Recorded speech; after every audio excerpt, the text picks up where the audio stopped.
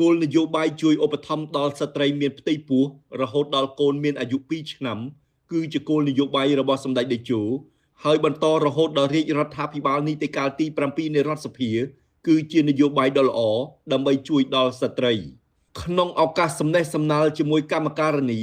និងសម្ពោធទារុកដ្ឋាន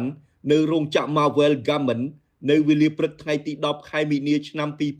2025សម្ដេចមហាបវរធិបតីហ៊ុនម៉ាណែតនាយករដ្ឋមន្ត្រីនៃព្រះរាជាណាចក្រកម្ពុជាបានមានប្រសាសន៍ថា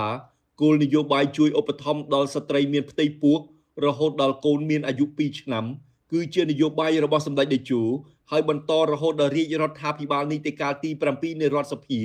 គឺជានយោបាយដ៏ល្អដើម្បីជួយដល់ស្ត្រី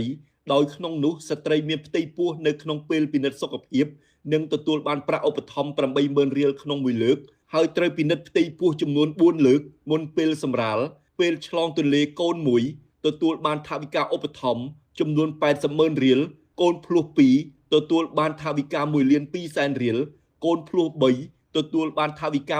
1,600,000 រៀលនិងការឧបត្ថម្ភពីសម្ដេចតេជោនិងសម្ដេចកេតិព្រឹទ្ធបណ្ឌិតចំនួន 5 លានរៀលថែមទៀត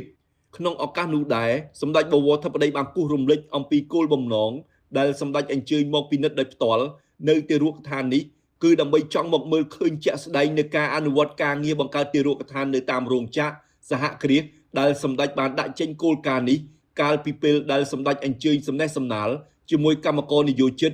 នៅរាជធានីភ្នំពេញកាលថ្ងៃទី29ខែសីហាឆ្នាំ2023ដោយពេលនោះសម្ដេចបានដាក់ចេញគោលការណ៍ចំនួន10ដើម្បីឲ្យក្រសួងការងារនិងបណ្ដុះបណ្ដាលវិជ្ជាជីវៈអនុវត្តហើយការបង្កើតទារកដ្ឋាននៅតាមរោងចក្រសហគ្រាសគឺជាគោលការណ៍មួយក្នុងចំណោមគោលការណ៍ទាំង10ដែលសម្ដេចបានដាក់ចេញនាពេលនោះការបង្កើតទារកដ្ឋាននេះគឺសម្រាប់ការមើលថែទាំកូនដែលមានអាយុចាប់ពី3ខែរហូតដល់អាយុ3ឆ្នាំរបស់គណៈកម្មការនយោជិតដែលនឹងជួយសម្រួលដល់បងប្អូនគណៈកម្មការនយោជិតក្នុងរោងចក្រអាចយកកូនមកផ្ញើក្នុងទារកដ្ឋានដើម្បីកាត់បន្ថយការចំណាយរបស់គណៈកម្មការនយោជិតហើយក្មេងៗទទួលបានការមើលថែទាំសុខភាពនិងទទួលបានអាហារូបត្ថម្ភគ្រប់គ្រាន់ដែលនឹងក្លាយជាមូលធនមនុស្សកម្ពុជាចាប់ពីតូចទៅតែម្ដង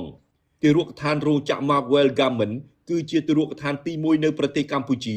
ប៉ុន្តែទៅថ្ងៃក្រោយយើងនឹងរៀបចំបង្កើតទារកដ្ឋានឲ្យកាន់តែច្រើនថែមទៀតដោយក្នុងនោះយើងបានកំណត់ជាគោលការណ៍គឺរោងចក្រសហគ្រាសដែលមានកម្មករនយោជិតលើសពី100នាក់គឺត្រូវរៀបចំបង្កើតទារកដ្ឋាននៅក្នុងរោងចក្រសហគ្រាសនោះបន្ថែមពីនេះសម្ដេចបវរធិបតីក៏បានមានប្រសាសន៍ថាគោលនយោបាយរបស់រាជរដ្ឋាភិបាលបាននឹងកំពុងជួយដល់ប្រជាពលរដ្ឋជា